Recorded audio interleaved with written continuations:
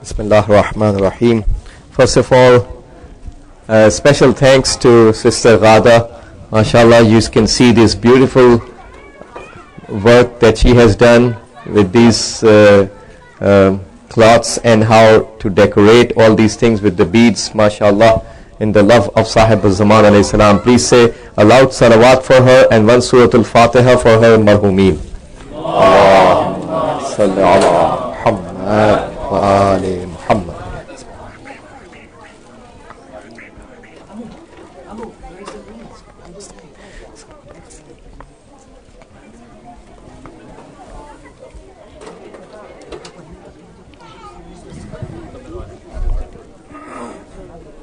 أعوذ بالله من الشيطان الرجيم بسم الله الرحمن الرحيم الحمد لله الذي ليس لأوليته ابتداء ولا لأزليته انقضاء وانحسرت الأوصاف عن كنه معرفته ورضعت عظمته العقول والذي لا تواري عنه سماء سماء ولا أرض أرضا ثم الصلاة والسلام والتحية والإكرام على سيد البطحاء سيد المرسلين والأنبياء أبي القاسم محمد المصطفى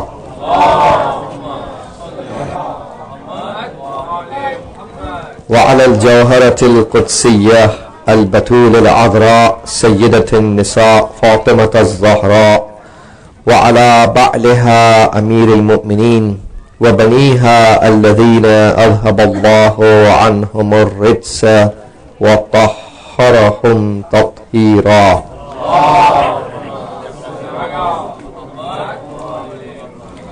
لا سيما على بقية الله وحجته الكبرى الذي بيمنه رزق الورى وبوجوده ثبتت الأرض والسماء ولولاه لصاخت الأرض بأهلها واللعنة الدائمة على أعدائهم أجمعين من حين عداوتهم إلى قيام يوم الدين أما بعد فقد قال رسول الله صلى الله عليه وآله وسلم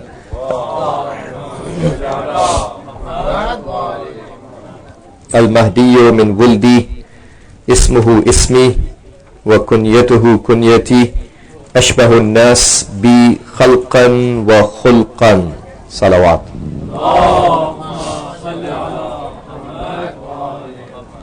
Tabreek and congratulations to all of you respectable brothers and sisters as we are commemorating the Meelad of the Imam of our time, who is the Khatamul Awsiya and Warasul Anbiya Al-Hujjat ibn al-Hasan Waliyul Asr Sahibul Asr wal Zaman Al-Mahdi alayhi salatu wassalam.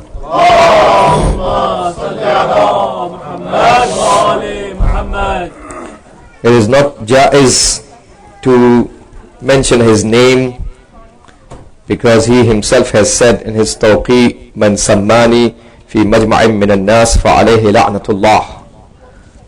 Whoever names me in a gathering of people, upon him be the la'nat and curse of Allah. So you find that our scholars, when they write his name, they write it like meme, a broken meme, and a broken ha, and a broken meme, and a broken dal. That's how the scholars write his name. So the hikmat of Allah subhanahu wa ta'ala does not allow us to mention his name. Instead, we are supposed to focus on the sifat and attributes of the Imam and focus on the goal that he is pursuing, so we can prepare ourselves keeping in view all those sifat. This is what is required. This is needed. So this is required to prepare ourselves for the inheritor of all the prophets, because the hadith says في القائم منا سنن من سنن الأنبياء. Imam al-Sajjad alayhi salam says, how it's narrated in Kamal al-Din wa Itmam al-Ni'mah of Shaykh al-Saduq, that in the Qa'im amongst us, that means the riser, the Imam who's going to do that rising, in the Qa'im amongst us, there are sunnats, traditions among the traditions of the prophets. Sunnatun min Adam, wa sunnatun min Nuh, wa sunnatun min Ibrahim, wa sunnatun min Musa, wa sunnatun min Isa. So he has tradition from all these prophets. Wa sunnatun min Ayyub, wa sunnatun min Muhammad sallallahu alayhi wa sallam.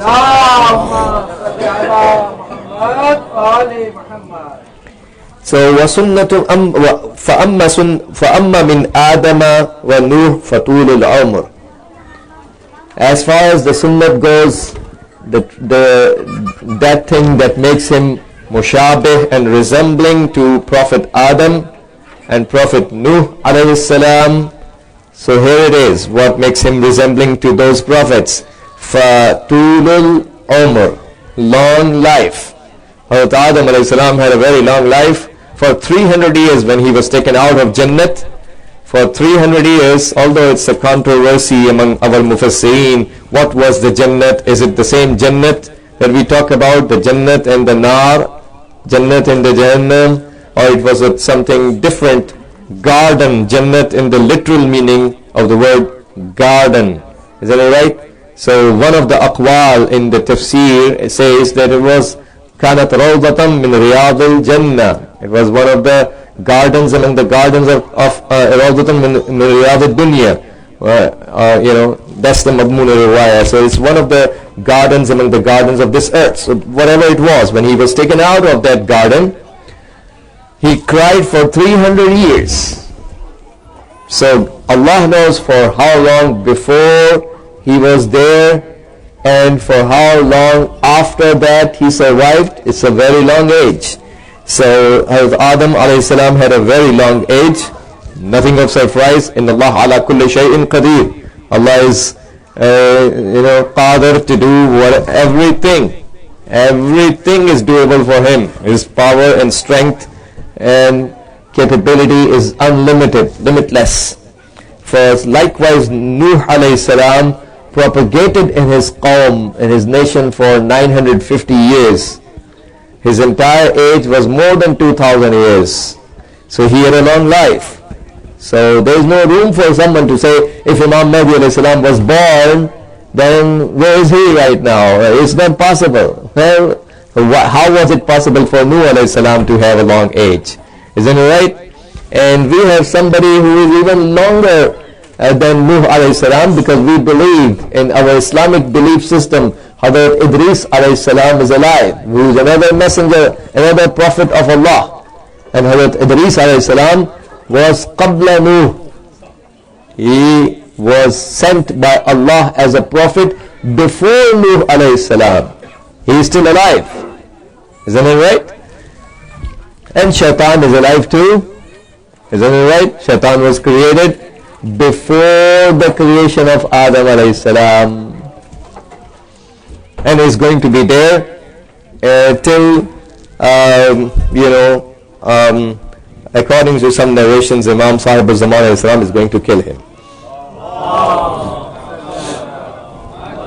Wa amma min Ibrahim, that sunnat which makes him resemble to sunnat of Ibrahim alayhi salam, that he has فَخِفَاءُ الْوِلَادَةِ وَاعْتِزَالُ النَّاسِ. That means his wiladat and his birth was hidden. Just like Ibrahim alayhi salam in his time also, similar to Fir'aun, Namrud la'anatullahi alayhi was also ready to kill. So the wiladat, the birth of Ibrahim alayhi salam was done. Allah made sure, Allah did it in a way that it was hidden from Namrud.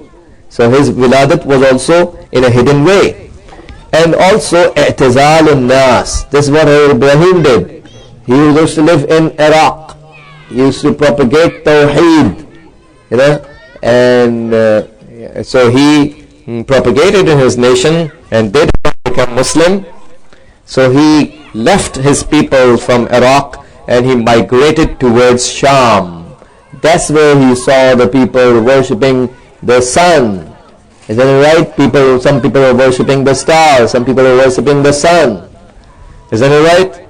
And he again provided his hidayat and guidance to them. They did not listen.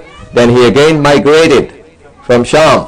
So he had a sunnat and tradition of leading the people after doing the Itmam al-Hujjat, fulfilling the evidence. This is exactly what our A'immah alayhim salam fulfilled the Itmam al-Hujjat. They did the fulfillment of the evidence upon us, and now is the turn of Imam Sahib al-Zaman alayhi salam, so he is doing i'tizal.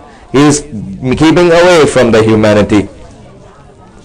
وَأَمَّا مِن مُوسَى فَالْخَوْفُ وَالْغَيْبَةُ. The sunnat which is there from Musa alayhi salam is khawf. Isn't it right? So he was also afraid when he killed that Qibti person in Egypt, supporter of Fir'aun.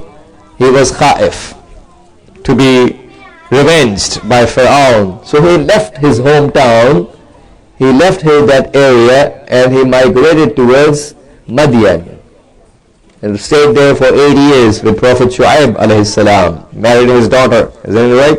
So the khawf and ghaibat, keeping away from his nation, Bani Israel. This is the ghaibat that he did. وَأَمَّا مِنْ عِيسَى فَاخْتِلَافُ النَّاسِ فِيهِ. The sunnat which is from Isa alayhi salam is the ikhtilaf of the people about him. Just like about Isa alayhi salam there is ikhtilaf, similarly about Mahdi alayhi salatu wasalam is also ikhtilaf. There are people who say he is not born yet. So many of the Muslims say that he is not born. He will be born, but he is not born yet. وَأَمَّا مِنْ أَيُّوبَ. And I have in my mind to talk about 5 or 6 of the alqab of Imam al-Mahdi alayhi salam today. Inshallah, he has a total list in An-Najm al-Saqib. An-Najm al-Saqib is a very famous book of Muhaddis al-Nuri. Muhaddis al-Nuri is the Ustad of Muhaddis al-Qummi. Very famous Muhaddis in our history, written so many books, and one of his books is An-Najm al-Saqib, and in that book Muhaddis Nuri is talking about 182 alqab, 182 alqab of Imam Sahib al-Zaman alayhi salam. So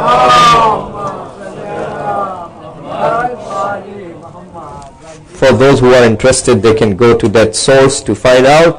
I will inshallah mention 5 or 6 tonight. وَأَمَّا مِنْ أَيُّوبَ فَالْفَرَجُ بَعْدَ الْبَلْوَى. The sunnah from Ayyub alayhi salam is faraj. Faraj means opening. Ba'd al-balwa, after the test. After Ayyub alayhi salam was tested with all that, sickness that and the suffering that he went through, isn't it right? Then Allah provided the opening for him. Similarly, Imam Mahdi alayhi salam is at the suffering end. He is the one who is being punished by the people. Isn't it right? There is no one on earth who is more in aziyat and adha and pain and torture more than Sahib al-Zaman alayhi salam. The highest torture and highest pain today on the planet of earth is upon Imam alayhi salam. We all are in less pain as compared to him. Isn't it right? Because he what is done towards him, what is done against him is unimaginable for us. And not just that, but all the previous pains of his ajdad and ancestors are in front of his eyes, because he is ma'soom. He cannot forget the incidents of Karbala, because he is ma'soom. We are sinners, we are not ma'soom. So if my dad passes away, isn't it right, I cry upon him on the first day, on the second day I cry less, on the second week I cry very less, after a month maybe I remember him very less, after a while I even forget. That's the way we humans are, isn't it right? Because we are not ma'soom. But when we talk about the concept of ismat in ilm al-kalam, it is ismat fil akhdh, and ismat fil hifdh, and ismat fil nashr. All the 3 aspects of ismat, which means in receiving the message of Allah and protecting the message of Allah and spreading, disseminating the message of Allah. So everything is, whatever he is taught, is never lost. Whatever he has learned is never lost from his mind. Never. Everything he learned from Allah is in front of his eyes 24/7, 365. He cannot forget because he is masoom. It's part of the concept of ismat. So he sees the pain of Imam Hussain alayhi salam. He sees the pain of Imam Hassan alayhi salam. He sees the pain of Amir al-Mu'minin. All the madhalim done on Anbiya and Aimma are in front of his eyes. So he has the largest torture as compared to anyone. This is the level of balwa and test which he is going through. Isn't it right? And Allah is going to provide the faraj and opening for him, inshallah. So we don't believe like some sects of Islam say Ayyub alayhi salam had illness and there was pus coming out of his illness. This is not what we Isna Ashari believe. This kind of illnesses can never happen to any Nabi because this is repulsive. People will turn away from the Prophet or the Messenger of the Imam if they have this kind of sickness. It is impossible and muhal for a Nabi or a Rasul or an Imam to have an illness which repels the people away from him, because that's against the hadaf of Bi'sat. If that's what happens, then why did Allah send him to be a Nabi when people are supposed to turn away from him? So a Nabi never has, a Prophet, a Rasul, an Imam, al-Ma'soom, never has any sifat or attribute that causes the people to turn away from him. Pus is one of those attributes. Isn't it right? So Nabi, according to our Aqidah, can never have that. This is what some other sects of Islam say about Ayyub alayhi salam. We don't believe like this. So yes, he went through sufferings and illness, but not that sort of illness which had pus coming out of it. وَأَمَّا مِن مُحَمَّدٍ صَلَّى اللَّهُ عَلَيْهِ وَآلِهِ وَسَلَّمَ فَالْخُرُوجُ بِالسَّيْفِ.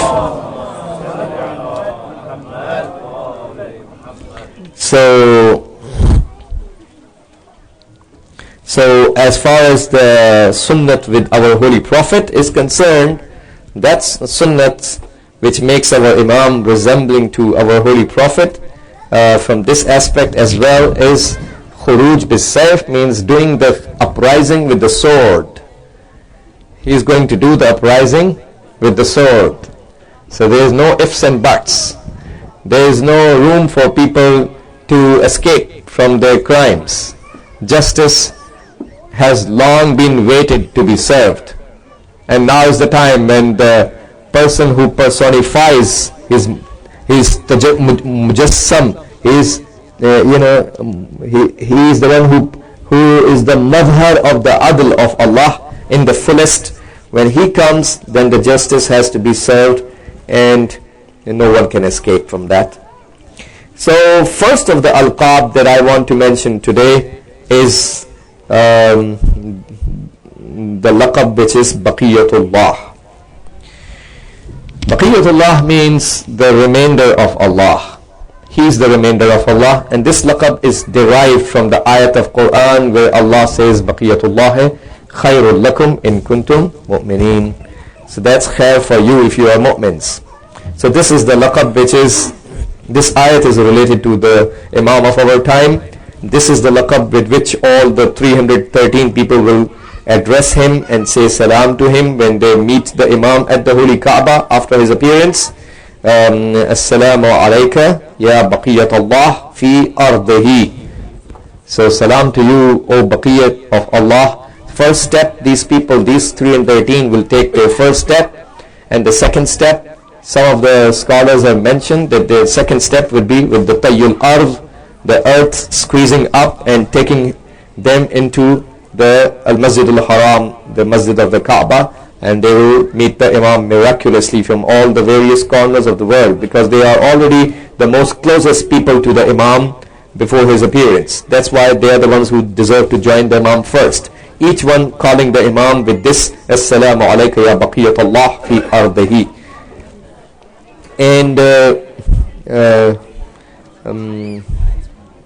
so we find that Imam alayhi salam also is going to introduce himself with the same laqab. He will recite the ayat of Quran after the zuhur, Baqiyatullahi khairul lakum. That's the first thing that he would speak, this ayat of Quran, and then he will introduce himself to the audience. Ana Baqiyatullah. Is that right? I am the Baqiyat of Allah, and the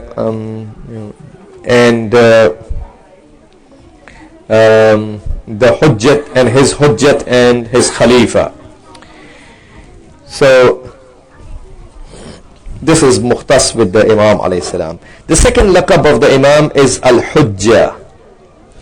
Hujjah in Arabic means the evidence. So it serves two ways. It's a dual face. Hujjatun min Allah ala nas wa hujjatun, hujjatun min al-nas ala Allah. If Allah did not fulfill his teachings, did not provide the guidance, then people have hujjat against Allah. But Allah has already fulfilled his hidayat and guidance through the prophets and the imams, so people do not have any hujjat. The only aspect remaining of hujjat is hujjat of Allah against the people, because Allah provided the guidance already. So every imam is the hujjat of Allah. We call them hujjatullah, the plural. But whenever in the narrations you find the word al-hujjah mentioned without any qarina, any indicator, this will definitely is talking about, our scholars say in the tafsir, it's definitely talking about Imam Sahib al-Zaman alayhi salam. The word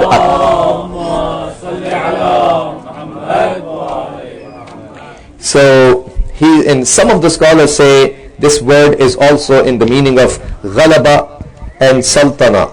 That means he is the one who has been provided the government, and ghalaba means he will overcome everyone else. So this is how he is the hujjat of Allah, establishing the government on everyone else. And the script, the writing on his ring is also ana hujjatullah. I am the hujjat of Allah. So this is something again which is the word al-hujjah alone is specific to him, like this. The third laqab of the Imam is Al-Khalaf or Al-Khalaf al-Salih. Khalaf means the one who comes later, and Salaf means the generations who were before, earlier generations. Khalaf are the later generations, and the person belonging to the later generation, and Salaf means the person belonging to the earlier generation. So Imam alayhi salam is called Al-Khalaf or Al-Khalaf al-Salih because he is the last one.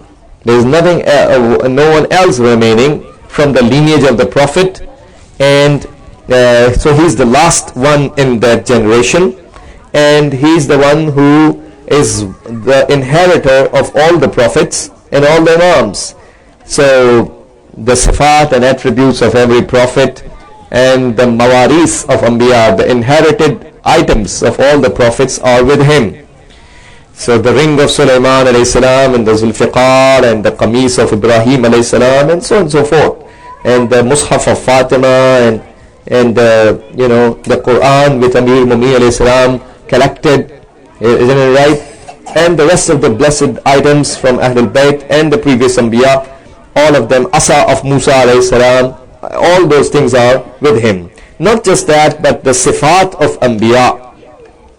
So he has the sifat and attributes of all the Anbiya. Some of the narration says that Imam alayhi salam, when he would appear at the Holy Kaaba, relaxing his back over the wall of Kaaba between the Rukn al-Yamani and Maqam, the Maqam of Ibrahim.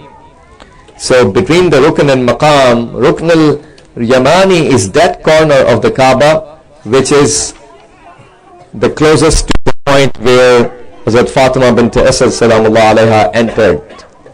That corner, if you remember. So, and the corner which has the Al-Hajar al-Aswad, the black stone, we call it Rukn al-Hatim. Is that right? So Rukn al-Yamani is that corner which is closest to the spot where Hazrat Fatima bint Asad salamullah alayha she entered. So between the Rukn al-Yamani and the Maqam of Ibrahim, somewhere between that area, he will be sitting with his back towards the Kaaba, and that's where he will address to the people by saying that learn that whoever wants to look at Adam and Shees, so I am Adam and Shees. And then he will continue forward by mentioning similar statements. Our scholars say similar statements of our Prophet Nuh and Sam and Ibrahim and Ismail and Musa and Yusha and Sham'un and Rasulullah sallallahu alayhi wa alihi wasallam and all the Imams.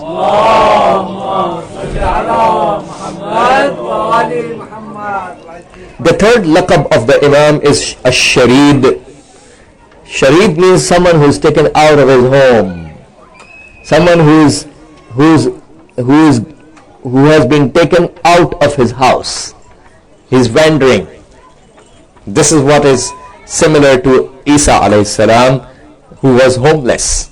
Isa alayhi salam is that prophet who never had a house, did not buy, did not get any house in his life. He was wandering in his life from one place to the other. And the same is the situation of Imam Sahib Zaman alayhi salam. He doesn't have any house. So he is called a Sharid. He is taken out of his house. He has no house, and obviously he himself has mentioned in his hadith that his dad, Imam Hussain al-Askari alayhi salatu wasalam, had asked him to choose a place choose a place which is most makhfi and hidden and farthest away. So this is what he is doing. He is available in places which are away from the population and hidden, so no one has any information and knowledge except those who have his ma'rifat. So he is the Sharid. He is the one who is taken away from his house, and this is one of those alqab. Now, the next one is al-Gharim. Gharim in Arabic, it works both ways. So a person who is talib and matlub, both. If you want your money back from somebody, you are talib, you want the money, you are seeking your money back. Or if you are matlub,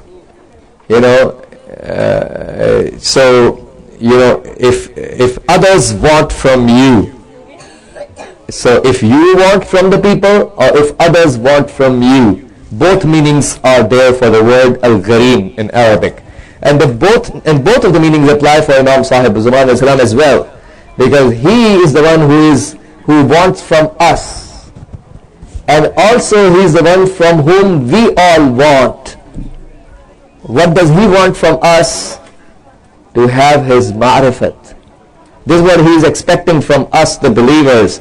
Remember, Imam is going to appear at a time where the narration says, where most of the people, I repeat, most of the people who believe in his imamat. Who believes in the imamat?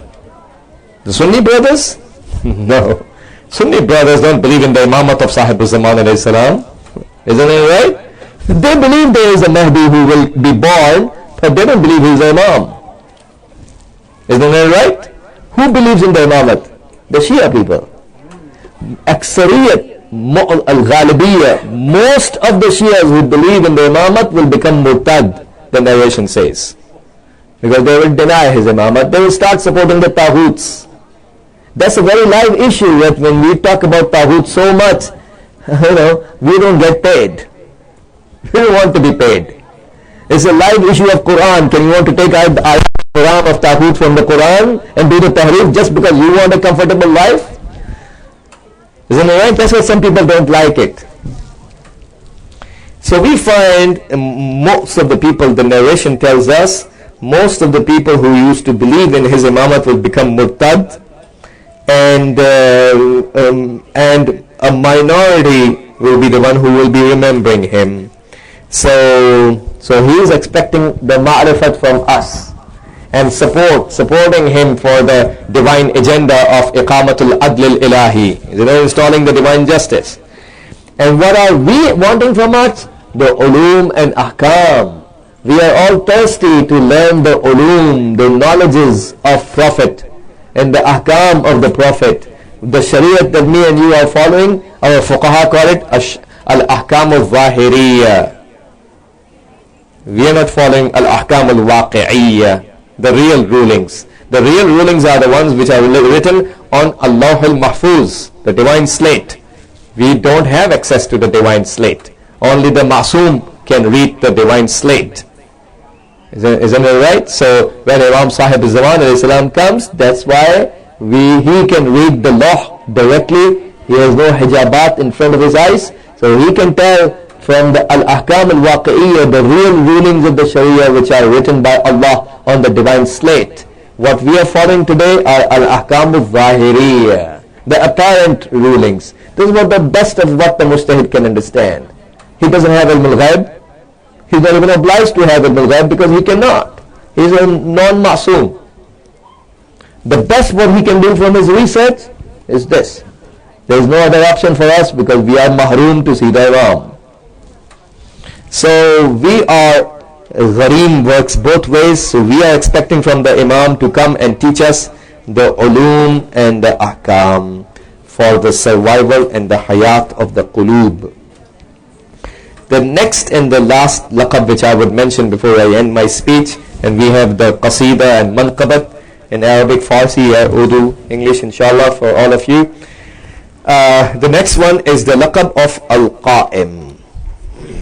Now this is the laqab. This means the riser. Every Imam is the Qa'im. Kulluna qa'imun bi amrillah. The hadith says we are all qa'im bi amrillah.